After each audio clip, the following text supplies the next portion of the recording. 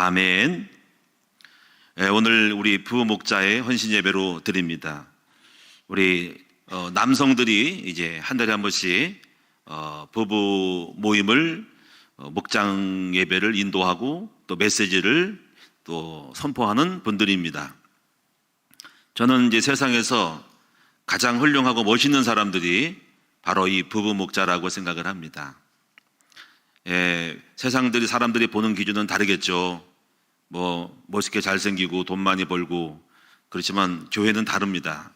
제가 볼 때 멋있는 남성은 이렇게 여러분이 그 남성들입니다. 여성들도 아니고 남성들이 바로 목자가 되어서 한 달에 한 번씩 예배를 준비하고 말씀을 이끌어가는 것이야말로 이게 아무나 하는 것이 아닙니다.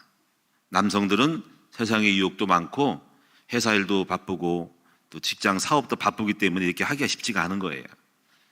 그렇기 때문에 저는 제일 멋있는 남성이 누구냐? 바로 목자된 남성들이다라고 믿습니다.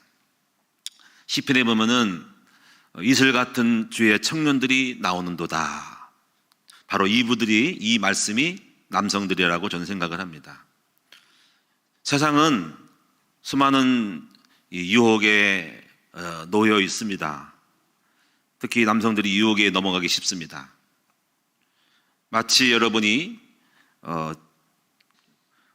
우리가 고공 낙하를 하거나 군인들이 고공 낙하를 하거나 옥상에서 건물에서 작업을 하는 분들은 밧줄에 자기 몸을 묶고 자기의 몸에 이렇게 철을 해가지고 묶어가지고 바로 옥상에서 내려와서 작업을 합니다.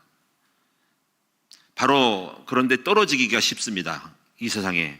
근데 이 목자의 사역은 자기 몸을 옥탑에 견고한 고리에다가 묶어서 땅에 떨어져 추락하지 않도록 막아주는 역할을 하는 것이 바로 목자입니다. 이 목자라는 줄에 매달려 있으면요 떨어지질 않습니다. 그 줄을 놓으면은 추락하는 거예요. 추락이란 말은 마모나한다는 거지. 지가 하고 싶은 대로 가는 거지. 남성들이 유혹되는 술, 놀이, 게임 많은 게 세상에 막 가는 거예요. 근데 목자라는 이 줄이, 목자라는 부담감이 예배드려야 되고 이 거룩성이 영적이지 않으면 안 되기 때문에 바로 나를 붙들어주는 낭떠러에 떨어지지 않게 하는 밧줄이라는 거죠. 저는 그런 면에서 그러한 삶을 이어져 가고 있고 유지되고 있다는 것은 자기 통제, 영적인 그 시간을 할애하지 않으면 안 되는 삶의 어떤 정리가 됐다는 거죠. 물론 불안할 수 있겠죠, 초보자들은. 근데 그렇게 한다는 것은 굉장히 제가 볼 때는 훌륭한 겁니다. 많은 사람들은, 남성들은요 막 나갑니다.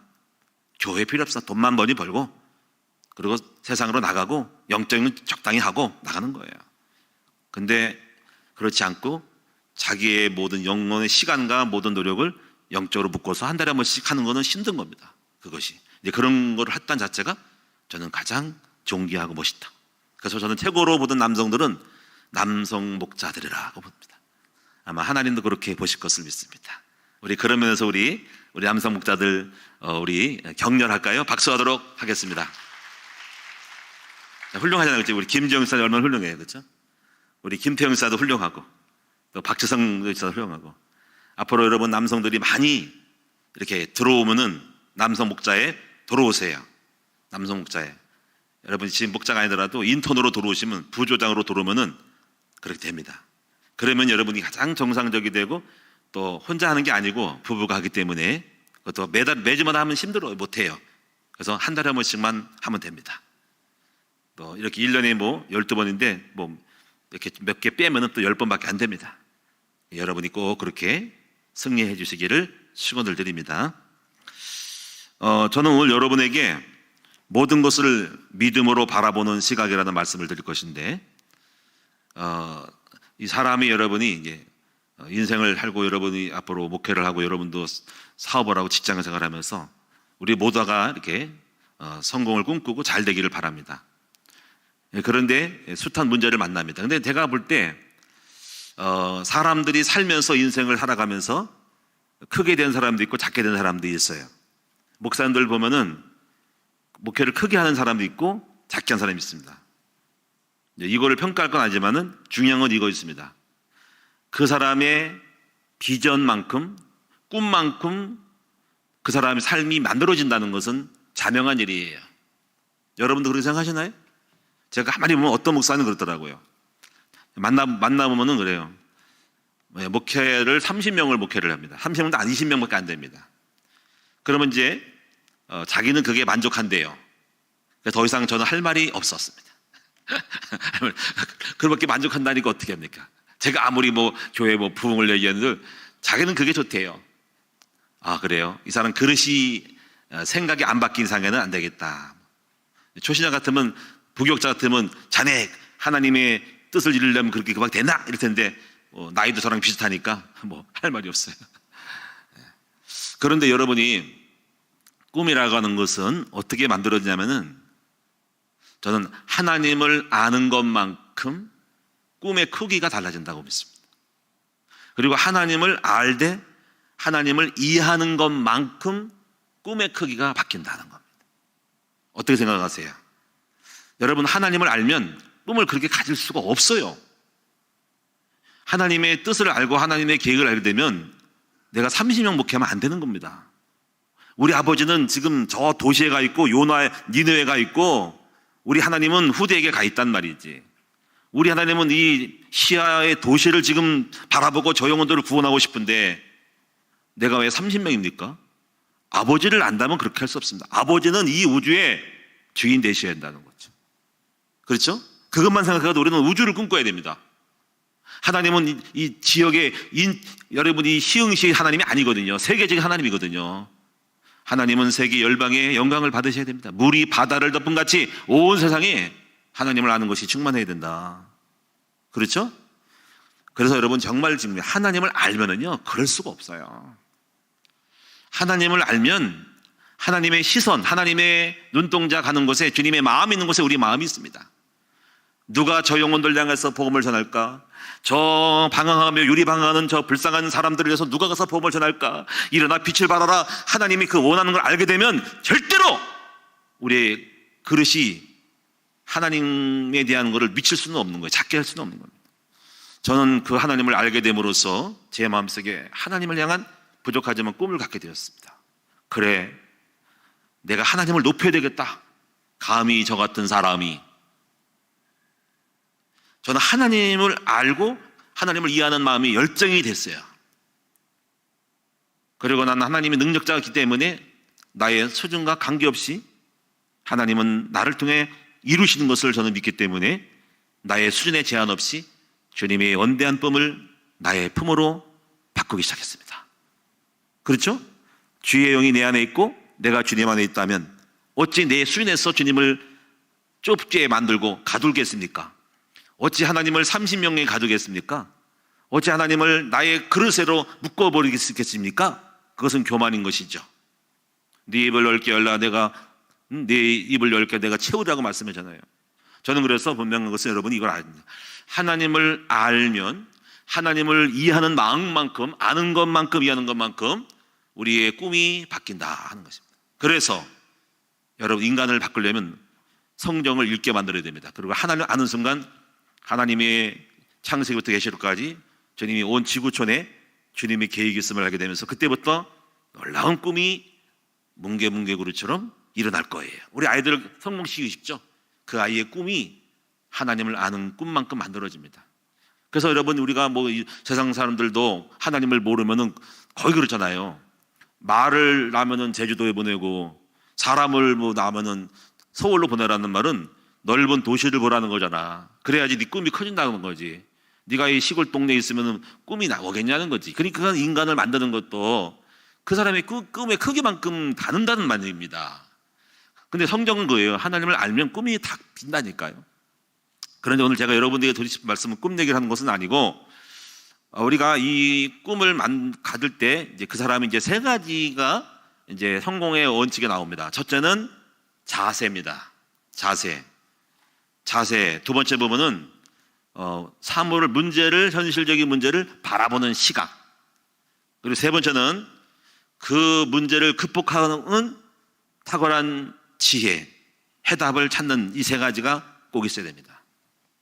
제가 이제 항상 이런 거를 배웠는데 제가 이제 그 학교를 다닐 때 이제 아르바이트를 합니다.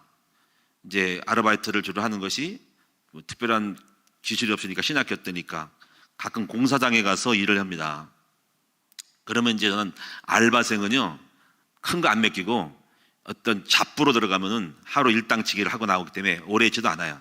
그러면 이제 어떤 게 뭐냐면 힘든 뭐냐면요. 제가 9월동 아파트를 이제 잡부로 갔는데 뭡니까 그 대장이 있어요. 그 대장 뭐라 그래 그 사람이 대장이 오야지가 그럽니다. 아 자네 있지? 왔는가? 젊은 사람이는. 그럼 오늘 하루 일당치기야 야리끼리야 그럽니다. 그래서 뭐라고 날 데려옵니다. 일로 와봐 하면서. 그러면요 어떤 맡기냐면요. 아파트 옛날에 그 공구리트 치잖아요. 공구리트를 이렇게 갑을 쳐서 막 나무를 짜가지고 공구리를 부어요. 공구리를 부어요. 그러면 이 공구리가 터져 나갑니다. 터져가지고 옆구리가 나무 막대기가 막은 것이 뚫어지면요 터져서 잎에 공구리가 흘러가지고 흘러온 채로 똑바로가 안 되고 삐져나와가지고 옆구리 배가 김밥나무처럼 나와가지고 그게 공구리가 판때기를 뜯으면 튀어나옵니다. 각도가 안 맞아서 이걸 까야 됩니다. 이걸 콩쿠리를 그거를 나보고 까래요. 아이고 환장하겠네. 두드렸더니 땡땡 소리가 납니다. 이거 와 땡땡 소리가 너 여기까지 까라. 요거를 까면 너 이거 끝이야. 요거만 하면 오전이든 하루든 너 1시간이 끝나면 가는 거야. 그리고 일당 또 가주는 거야. 그러면 이제 우리 속으로는 야 이걸 까야 된단 말이야. 그러면 딱 하나는 뭐냐면 장갑을 딱 끼고 그다음에 이거 뭐야 이거 쇠 철 있잖아요. 그 가고 망치 뚜껑 가지고 깨는 거야 이제. 근데 그게 문제가 뭐냐면요. 2층이야. 2층 벽이야. 한장하겠네 이거. 1층이면 앉아 서서 한 텐데 2층이요 올라가서 해야 돼요. 올라가서. 그리고 올라가서 옆에다가 이렇게 뭐니까 파이프 아시바라는 거지. 그게 있어가지고 판을 놓잖아요. 근데 그게 아슬아슬해요. 가지고 몸을 묶어요. 묶어가지고 대롱대롱 매달려가지고 거기에 발판 놓고 까는 거거든요. 그런데 그때 이제 중요한 게 뭐냐면 안정되게 떨어지지 않도록 내 몸을 묶고 그리고 내 발을 디딜 수 있는 거를 딱 만든 다음에 쫙 보는 거예요. 이거를 믿음을 갖는 거야. 믿음을 오늘 이거 깨진다. 오늘 깨진다. 하나 확신해가지고 이제 만약에 두려워. 이거 근데 소리가 꽝꽝 나. 탁탁 치면요 쨍쨍 소리가. 야, 지금도 내서 너무 힘든 거예요 이게. 햇볕은 뜨겁죠. 이걸 까야죠. 먹고는 살아야 되죠. 알바는 해가 돈을 벌어 학비는 대야 되죠. 이 뜨거운 때학볕에. 근데 오늘날 깨고 맙니다 이거를. 조금씩 계속 깹니다. 그리고 어디가 약점인지 끝에부터 막 깨나가면서 점점 깹니다. 결을 딱 보고 한쪽을 깨고 물을 적셔야 돼. 물이 들어가야 돼. 물이 들어가면 물을 빡 부어 계속 그만큼 붓고 하면은 처음은 속이 안 들어가죠. 그리고 결국은 깹니다. 근데 여기서 이제 뭘 배우냐면요 문제를 극복하는 방법을 배우는 거예요. 저는 그런 시간을 통해서 정말 힘들어요. 그런 어떤 난간을 만나면서 진짜 알바하기 힘들다. 진짜 지독하다. 이거. 그런 문제를 극복하는 거를 노동을 통해서도 배웠어요. 근데 이제 목회를 해보고 삶을 보니까는 제가 이제 세 가지가 떠오르는데 문제를 많이 돌파해 왔거든요. 첫째가 뭐냐면 자세입니다. 자세. 그 다음에 문제에 대해서 낙심하지 말고 문제는 끝난다, 해결된다라는 문제를 보는 시각이 이건 된다라는 시각. 그리고 지혜를 얻어야 됩니다. 보자 어떻게 해야 이거 들여다본다고 이거를. 그럼 이제 모르면 어떤 옆에 그 오야지 10장 얘기입니다. 야 이런 거 깰 때는 있잖아요. 결을 쳐야 돼 이놈아 결을. 그리고 결을부터 깨가지고 조금씩 쪼개서 나가는 거지. 가운데 쳐봐 안 돼, 안 나가. 옆에 약점을 치라고. 가지고 먼저 시범을 보여줍니다. 이런 거 해야지 이제 그걸 하는 거거든요. 제가 오늘 여러분에게 제가 목회를 하다 보면 성도님들이 숱한 문제를 만납니다. 근데 그런 생각이 떠올라요. 먼저 하나님 앞에서 하나님과 나 사이 자세가 굉장히 중요하다는 거예요. 근데 이 자세가 맞아야만이 믿음이 생깁니다. 자세가 틀리면 믿음도 안 생기고 불안해집니다. 그래서 여러분 항상 어떤 공사를 한 사람들은 아마 여러분 공사한 사람이 다 있겠지만 건축하시는 분들지만은 제일 먼저 하는 것이 발판을 놓고 일할 수 있는 채비를 갖추는 거예요. 여러분 이런 말이죠. 호랑이에게 물려가도 호랑이라는 문제가 와도 정신만 차리면 죽지 않는다는 거지. 여러분 자세를 딱 갖고 믿음을 갖고 기도하면은 지혜를 주신다는 거죠. 그럼 여러분 이 자세가 뭐냐면 평안입니다. 평안. 여러분이 어떤 문제를 만나더라도 지금의 삶 속에서 평안함, 이걸 갖춰야 되고, 두 번째는 겸손해야 됩니다. 이 겸손이라는 자세를 딱 밑창에 깔고 있어야 됩니다.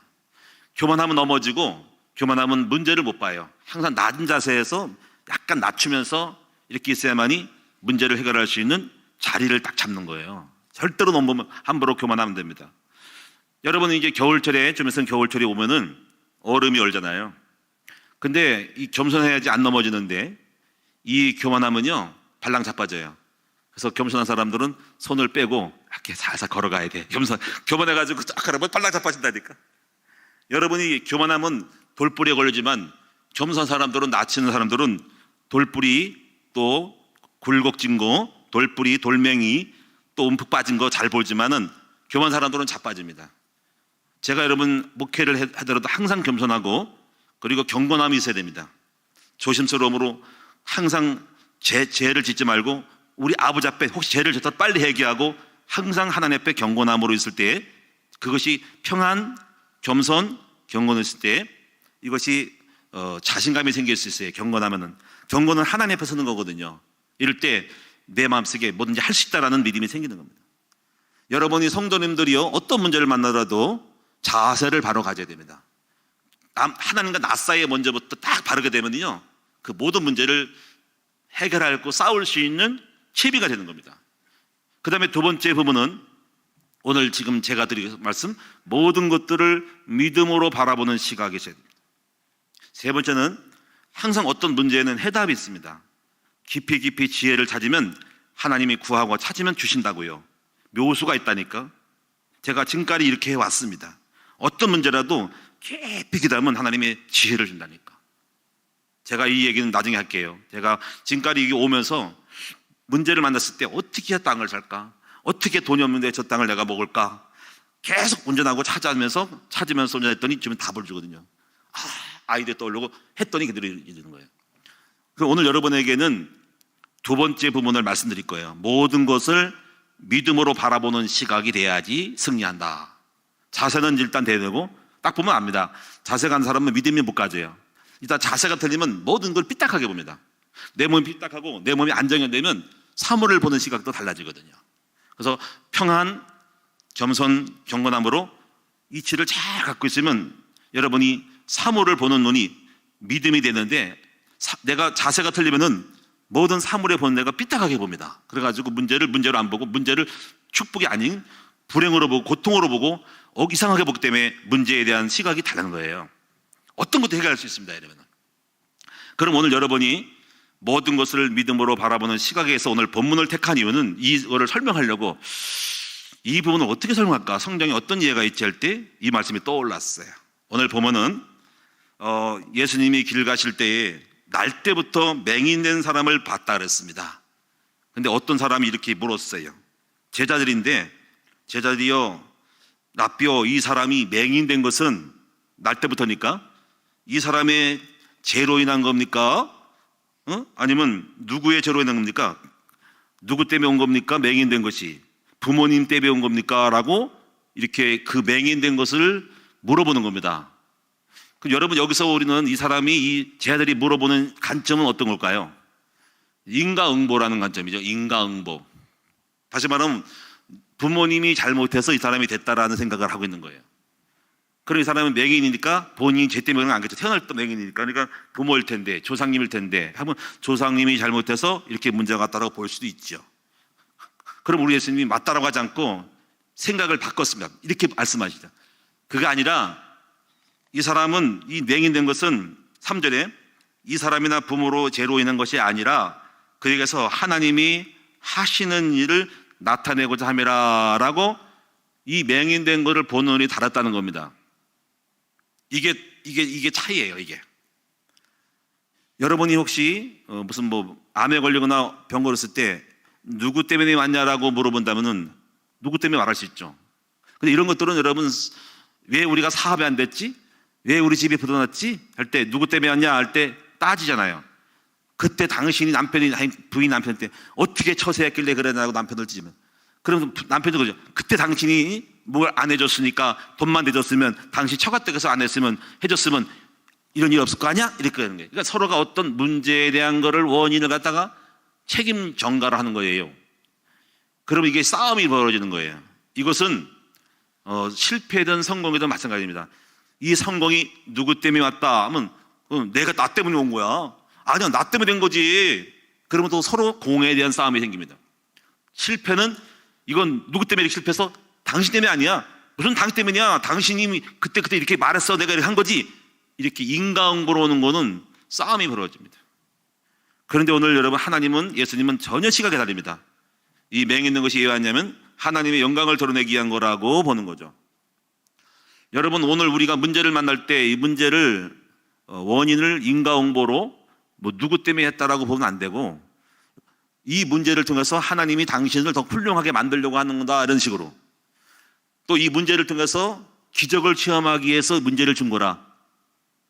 당신이 사업에 실패한 것은 하나님을 믿음으로 사업에 성공하려고 더 큰 거를 주려고 하는 거다라고 전부 다가 여러분이 문제를 갖다가 어떻게 봐야 됩니까? 바로 이렇게 율법적인 시각으로 보는 것이 아니라 바로 예수님처럼 더 큰 이 문제가 오므로 이 맹인을 고치는 능력을 줄 것이기 때문에 하나님께 영광 돌리는 거다라고 하는 시각으로 문제를 좋게 바라봐야 한다는 것. 이것을 우리는 믿음으로 바라보는 시각이라는 것입니다. 여러분, 우리가 또 예를 들어서 사울왕이 왜 다윗을 죽이려고 했을까요? 여러분, 사울왕이 다윗 죽이는 얘기 잘 아시지요? 사울왕의 생각은 이겁니다. 미리 예측을 한 거예요. 미리 머리가 좋아가지고 미리 예측을 한 거예요. 자기 생각으로. 저 다윗이 내 왕자리를 빼앗아갈 잠재적인 이업의 존재라고 생각한 겁니다. 그러니까는 그 이업을 애초에 발본색원을 해야 되겠다 하고 자기의 생각으로 미리 예측해서 선수를 친 거예요.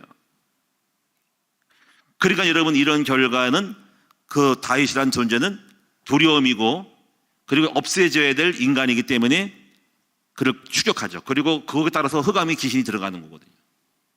근데 여러분, 다윗은 사울왕을 바라볼 때 어떻게 바라보냐면 그렇게 죽이려고 해도 원수로 보지 않고 이렇게 봤습니다. 하나님께서 그 사람을 기름 부어 세우신 주의 종이라고 보는 것이죠. 하나님의 임재의식이 있는 사람들은 그 임재의식을 따라 행했던 수많은 역사들에 대해서, 관련된 사람들에 대해서 함부로 하지 않습니다. 하나님이 기름 부으신 종이라 그 종을 내가 함부로 하면 안 된다라는 생각, 그리고 하나님에 대한 의식이 있는 거죠. 그게 바로 경건의식이거든요. 그래서 그런 하나님이 있기 때문에 하나님을 대비해서 사울왕을 바라봤기 때문에 사울왕은 나를 죽이려도 그 사울왕을 미워할 수 없는 존재가 된 것이죠. 이것이 바로 사울과 다윗의 관점의 차이라는 거예요. 여러분, 욥기서를 보면은 욥이 문제를 만났습니다. 자식이 10명이 죽었고 수많은 그 재산들이 태풍을 만나, 강도를 만나 빼앗겼으며 자기의 몸이 병들었습니다. 근데 욥의 세 친구는 이렇게 말합니다. 당신이 이런 문제를 만난 것은 당신이 죄 때문에 그런 거라고 말합니다. 이렇게 보는 시각이 항상 율법이요. 죄 때문에 이기게 된 거야. 너가 뭔 짓을 했기 때문에 이렇게 죽냐, 자식이? 요즘은 항변하죠. 그게 아닌데. 근데 뭐라고 할 수 없어. 답을 얻을 수 없어요. 왜냐하면 사실 우리가 욥기서 1장 보면은 하나님과 사탄 나귀가 대화가 나오면서 바로 어떻게 얘기하다 보니까는 이 의를 바라보냐다가 한번 욥의 동방인 욥을 바라보라. 그는 어떤 문제를 만도 나를 배반하지 않을 거 했더니, 그러니까 그래요? 그가 병을 주고 치면 안 그럴 건데 그래 한번 해보라. 이렇게 돼가지고 된 거예요. 하나님과 마귀 사탄과의 대화 속에 나오는 고통이었거든요. 그러니까 욥이 죄를 져서 그런 게 아니고요. 바로 하나님과 사탄의 그 대화 속에서 거기서 나오는 결과인데 욥은 알 수가 없는 거죠. 다만 그래 욥은 분명히 친구들이 말한 것은 아닌데 잘 알지 못하니까 다만 이렇게 함부로 섣불리 할 수 없으니까 이렇게 말하죠. 나의 가는 길을 오직 그가 하시나니 그가 나를 단련하시며 내가 정금같이 나오리라고 하는, 뭔가는 모르겠지만 나는 주님을 신뢰해, 나는 주님을 의지해, 주님의 이 고통 속에는 우리 하나님의 나를 연단함으로 말미암아 더 큰 응답을 주려는 연단의 기회일 거야 라고 하나님을 절대로 원망하지 않고 의심하지 않았다는 이 욥의 믿음이 있었다는 사실입니다. 여러분, 이게 얼마나 중요해요. 믿음으로 보는 사람하고 하나님을 알고 믿음으로 사람하고 하나님 없이 자기의 어떤 보통적인 생각으로, 윤리적인 생각으로, 인과응보 생각으로, 원인과 결과의 생각으로 보통 사람 그렇거든요. 인과응보거든요. 네가 잘못해서 이게 왔지라는 생각이거든요. 너가 못하니까 뭐 왔지라는 생각하고 이렇게 하나님에 대한 믿음을 가지고 자신의 문제를 바라보는 시각이 다른단 말이에요. 오늘 여러분이 그래서 우리가 두 번째로 보시면 크게 보면은 믿음으로 바라보지 않으면 어떤 일이 일어나는가 하는 겁니다. 대부분의 믿음이 없어서 문제가 오는데 첫째는 염려와 두려움이 옵니다. 걱정이 앞서서 잠을 자지 못합니다. 하나님에 대한 믿음이 없기 때문에, 문제에 대한 믿음이 없기 때문에, 문제를 자기가 바라보기 때문에 염려와 두려움이 옵니다. 두려움은 잠을 못 잡니다. 불면증이 걸립니다. 여러분 소화불량에 걸립니다. 신경성 소화불량에 걸립니다. 스트레스가 옵니다. 여러분 제가 요즘 읽고 있는 책이 있습니다. 이 책은 어떤 분이 암의 원인, 병의 원인은 두 가지다. 첫째는 산소가 없어서 오고 체온이 저체온에서 암이 온다라고 말합니다. 우리가 무산소, 우리가 산소 없을 때 그리고 체온이 적을 때 암은 발생하기 딱 좋다 하는 겁니다. 그래서 이 사람이 한 얘기는 그 무산소, 유산소가 아닌 무산소, 근육질은 무산소래요. 유산소 운동은 뛰는 건데 산소 공급이 돼야 된대요. 산소가 없을 때는 스트레스 받으면 산소가 끊긴대요. 여러분 어떤 우리 장기라도 음식을 너무 과하게 먹고 나쁜 음식을 공해 여러 가지 약물이 중독된 패스트푸드를 먹으면 우리 장기가 거기서 스트레스를 받아요. 스트레스 받으면 술을 많이 먹은 사람은 간에 스트레스 받으면 간이 스트레스 받으면 산소가 끊기면서 암이 자기 자신을 살리려고 자기를 방어하려고 세포를 만든답니다. 그 세포가 암입니다. 암은 좋은 친구래요. 자기 몸을 유지하게 한 하나의 세포의 증사라는 거죠. 근데 그것이 커질 때 우리 몸의 통증과 신경이 끊겨서 암이 나를 죽이는 건데 사실 암은 우리 몸의 저항성이라는 거죠.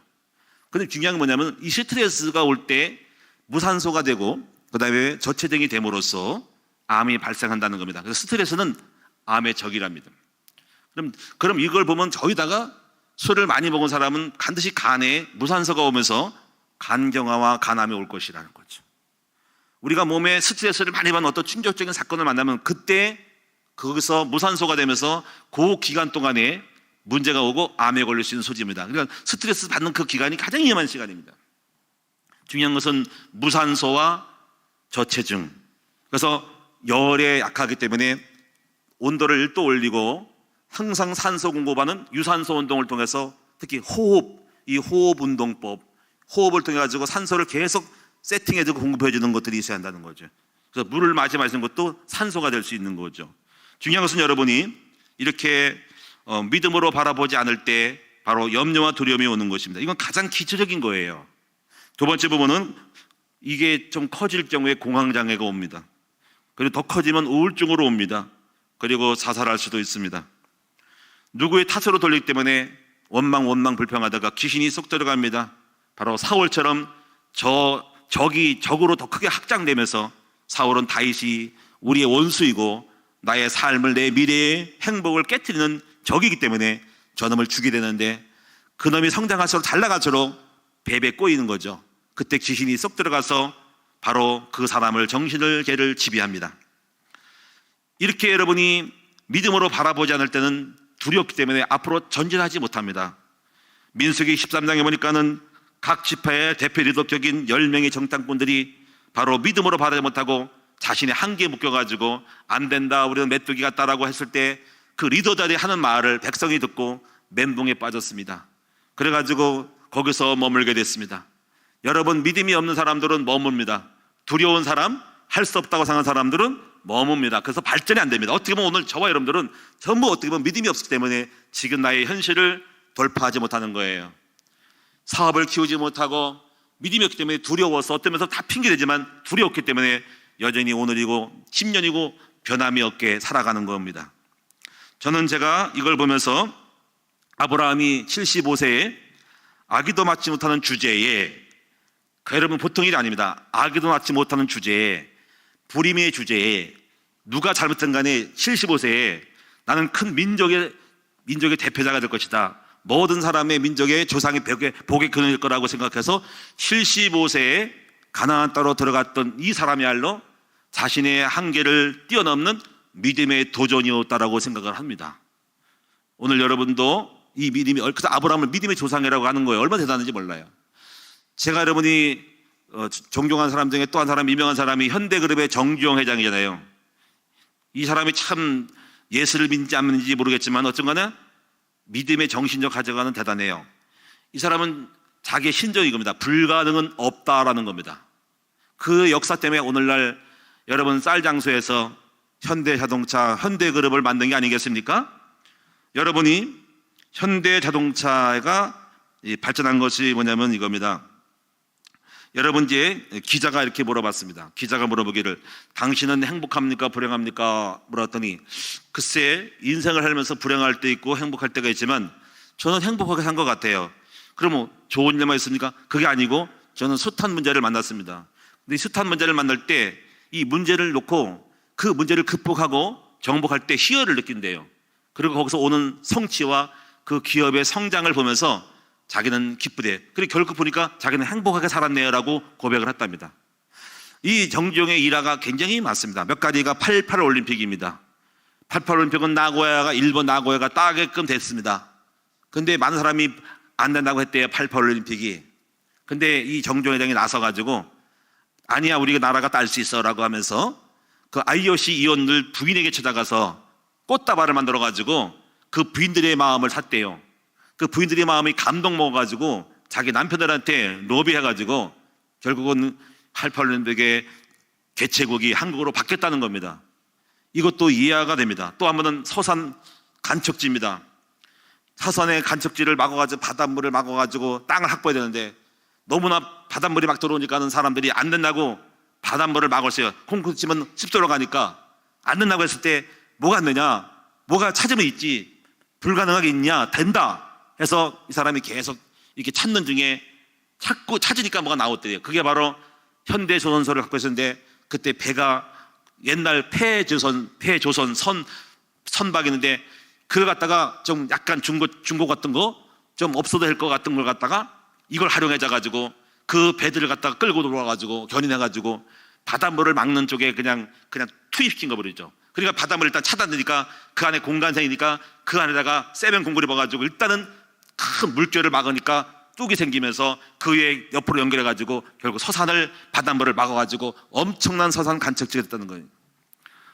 여러분 보십시오. 우리가 안 된다고 생각할 때 이 사람은 아니야 된다라는 믿음이 있었기 때문에 그 믿음을 갖고 있을 때 거기에 대한 포기하지 않는 믿음 가지고 답을 찾으니까 답이 나오고 결국은 그 답을 따라 했더니 이루어짐으로써 역사적인 사람이 역사적인 역사가 일어나는 게 아닙니까? 여러분 성공한 사람들은 전부 다가 무엇이 있냐? 바로 믿음이 있기 때문에 가능하다는 것입니다. 우리 예수 믿는 사람들은 하나님을 믿으니 또 나를 믿으라고 하는데 왜 믿음을 만들어내지 못하냐 이거죠. 오늘 여러분 믿음의 역사에 일어나기를 바랍니다. 나아만 장군이 있습니다. 나아만 장군 문둥병 환자입니다. 근데 이스라엘에 이 포로로 잡혀갔던 한 여종이 있습니다. 이 여러분 이 아람 군대가 이스라엘 민족을 막 공격할 때 포로로 막 잡아갑니다. 그때 한 여종이 끌려갑니다. 끌려가가지고 그 집에서 살림을 합니다. 이불 빨래하고 여러 가지 종살이를 합니다. 근데 옷 가운데서 뭐가 고름이 묻어나오고 피가 묻어나오는데 자기의 주인 양반 장군님이 오십니다. 가만히 보니까는 숨기고 있지만 갑옷 사이에 살이 썩어 들어가는 문두병이 걸린 겁니다. 이 여종이 이렇게 이 나아만 장군을 보고 한 말을 합니다. 아니 우리 이스라엘 땅에 선지자님한테 가면 나을 텐데. 이게 바로 문두병을 바라봤을 때 아 끝나서 천형의 병이야 망할 거야 저주받은 거라고 하는 대신 이 여종을 뭘 바라봤습니까? 우리 선지자 앞에 서면 엘리사 앞에 서면은 병이 낫겠다라는 믿음이 있는 거죠. 그 믿음의 말 한마디가 뭐가 어떻다고? 너의 나라에 어떤 목사님한테 가면 된다고? 이 말이 시가 돼서 그래 한번 가볼까 하고 간 거예요. 그래가지고 나아만 장군이 간 겁니다. 가는데 엘리사가 우리 오지도 않고 마지도 않고 요단강 7번 물을 쓰니까 기분 나빠가지고 갈려다가 이 양 왔으니 한번 담궈봅시다 해가지고 병 고친 거거든요. 여기서 중요한 건 뭐냐면 나아만 장군을 바라보는 믿음의 여종의 한마디가 역사를 만든 거를 알아야 된다는 거지.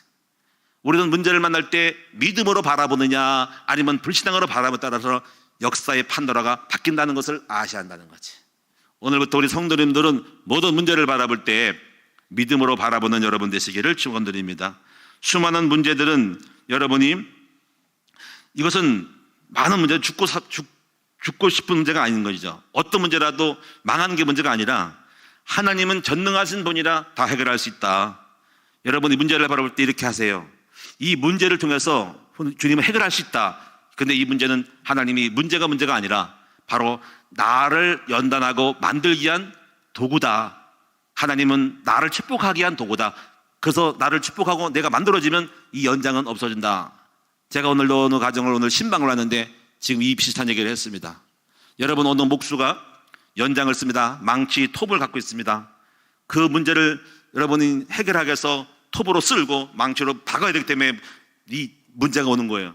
근데 그 문제가 해결되고 작업이 끝나면 연장은 그 목수의 창고로 들어가고 연장통에 들어가서 닫아버립니다.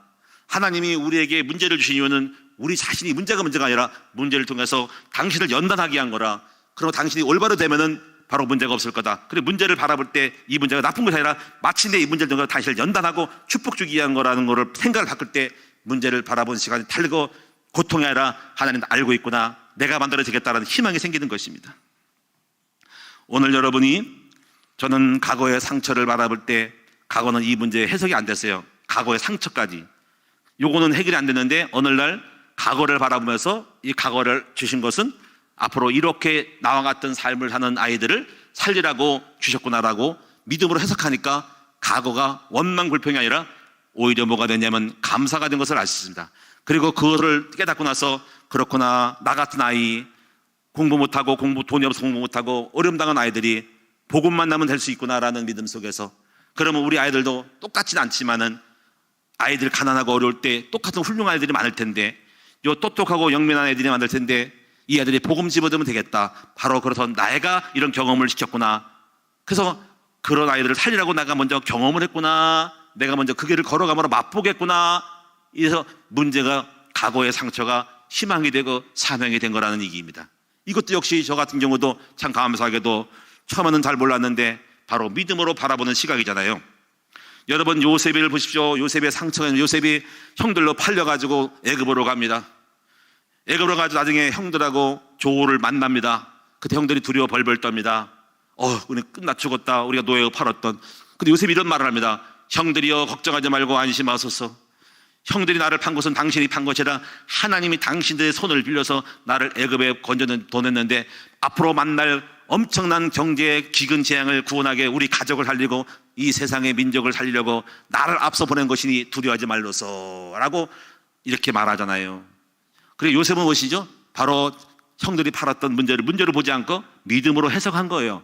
그래서 그 믿음 해석 때문에, 그 문제 때문에 오히려 더 기도하고 감사가 되면서 성령 체험을 받은 거잖아요. 그러니까 그 지혜가 온 거예요.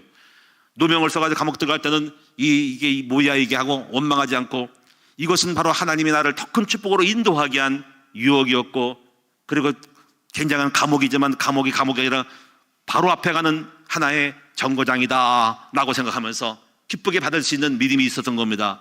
여러분, 믿음이 있기 때문에 그 모든 것 갖다가 원망, 불평, 막 저주하고 풀지 않고 믿음으로 바라봤기 때문에 그 모든 것들을 이 길을 축복으로 바뀔 수가 있고, 그 믿음이 됐기 때문에 그런 가운데 감옥에서도 여전히 지혜가 새하지 않고, 그래서 바로의 간원장들을 다 해석할 수가 있었던 거예요.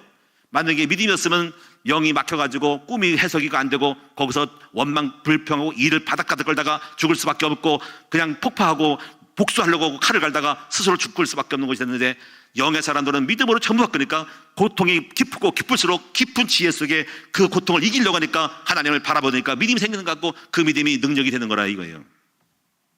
결론적으로 말씀드리겠습니다. 지금부터 여러분이 미리미리 믿음을 준비를 해야 됩니다. 다시 말하면 믿음으로 받아칠 준비를 해야 됩니다.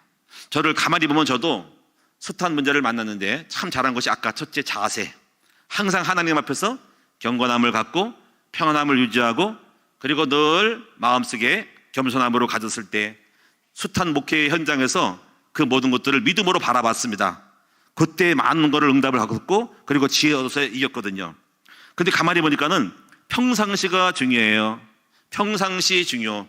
여러분, 만약에 문제를 만날 때 평상시가 안 되는 사람은 급하게 뭐 금식 기도하고 뭐 기도 들어가잖아요. 그건 믿음을 만들기 위한 거거든요. 그렇게도 해서라도 믿음 만들어서 그 다음 문제를 해결하는 받아치는 건데, 우리 같은 스타일은 평상시보다도 급하게보다도, 물론 그럴 때가 있어요. 초창기는 그랬는데 평상시 준비가 되면은 언제든지 어떤 것이 와도 순간순간 믿음으로 받아칠 준비가 돼 있잖아요. 이번에 우리가요 축구를 어저께 봤는데 9대0으로 쿠웨이트를 이겼더라고. 언뜻 봤는데 축구 한 줄 몰랐는데 전반전 보고 그냥 잤는데 9대0, 오늘 새벽에 보니까 아침에 보니까 9대0이라고. 잘하더라고요. 그럼 뭡니까? 제가 볼 때 준비가 잘 됐다. 아마 그 황선홍 그 감독이 잘했다 해가지고 준비가 됐으니까는 여유 있게 이기잖아요. 그러니까 준비가 안 된 사람은 지는 거죠. 운동한 사람도 몸에 성소시에 몸을 만들면 경기장에 나가면 굉장히 오늘 컨디션 좋네, 오늘 굉장히 힘이 좋네 하면 자신감이 있는데, 오늘 어저께 술을 먹었더니 몸이 찌푸려가지고 질 것 같아. 자신감이 없어. 몸이 말이 안 들어. 그럼 게임이 지는 겁니다. 그러니까 평상시에 뭘 말니까 믿음을 만들어야 된다는 거지. 그래서 여러분 평상시 성경을 좀 읽고요, 훈련을 받고, 그리고 여러분 누려져야 돼. 항상 마음에 누려지는 생활. 늘 평상시 하나님을 누리는 충만함이 있을 때 그 충만한 상태 속에서 모든 문제를 만나면 믿음으로 바라보게 된다니까요. 근데 충만하지 않은 사람들은 뭐든지 문제를 만나면 시험에 빠지고 걱정되는 거예요. 그러다가 좀 기도하다가 좀 바뀌겠지만은 그게 이제 좀 약간 아리까리한 거예요. 그게. 그러니까 평상시 믿음이 준비된 사람들은 홈런을 때릴 준비가 돼 있고 안타를 때릴 준비가 있는 거예요. 문제와 사건은 언제 올지 모르거든요. 순간적으로 오거든요. 그때마다 홈런 때리는 겁니다. 딱딱 치는 겁니다. 근데 이거 안 된 사람들은 그냥 허겁지겁 문제 만나고 버스가 지나가기도 하고 축복을 놓치기도 하고 홈런 때릴 거를 놓치는 거예요. 그래서 평상시 믿음을 준비하라고 말씀드리고 있습니다. 결론입니다. 문제를 만날 때 해야 될 일이 뭐냐면요, 문제를 믿음으로 대하기 위한 작정기도, 작정기도를 한번 믿음이 만들어지고, 회개의 예물을 드리면서 회개 기도할 때도 불신앙을 꺾을 수가 있고요, 믿음을 심는 기도, 믿음을 심어야 됩니다. 솔로몬은 왕이 되기 위해서 믿음 만들기 위해서 1차 문제를 했더니 마침내 믿음이 왔고요, 그 믿음대로 응답하셔서 하나님의 지혜를 주셨습니다. 저는 금식 기도를 제가 옛날에 했는데 믿음 만들기 위해서, 이것은 육신의 생각이 나오면 큰일 나기 때문에 육을 꺾으면은 내 안에 있는 남아있는 믿음만큼 되는데, 저는 육이 많아가지고 인간의 생각이 많이 들까봐 금식을 초창기에 많이 했어요. 해가지고 육을 끊고, 육의 생각이 사망이기 때문에 육을 끊고 영의 생각으로 가는 그런 걸 영적 세계를 했습니다. 서원 기도 같은 경우는 여러분이 혹시 뭔가 문제가 안 풀릴 때 하나님 앞에 뭔가를 하겠다는 거로 약속할 때 믿음이 생깁니다. 중요한 것은 믿음을 만들어내서 믿음으로 모든 사물들을, 문제를 바라봐야 한다는 것은 분명하고, 믿음이 없이는 깊으시기 못하고 믿음이 있으면 응답을 한다는 것을 명심하시기를 축원합니다. 기도하겠습니다. 살아계신 주님, 우리의 자세가 우리 아버지 앞에 평안하고 경건하며 겸손하며, 이 모든 문제를 이렇게 평안한 자세 가운데서 문제를 문제로 보지 말고 믿음으로 바라보는 시각을 통해서 아버지 앞에 서게 하여 주셔서, 그러면 믿음을 바라보면 하나님이 답을 줍니다. 지혜를 얻어서 범사에 승리하고 이기고 이기는 우리 모든 선거들 다 되게 하여 주옵소서. 예수님의 이름으로 감사하며 기도하옵나이다. 아멘.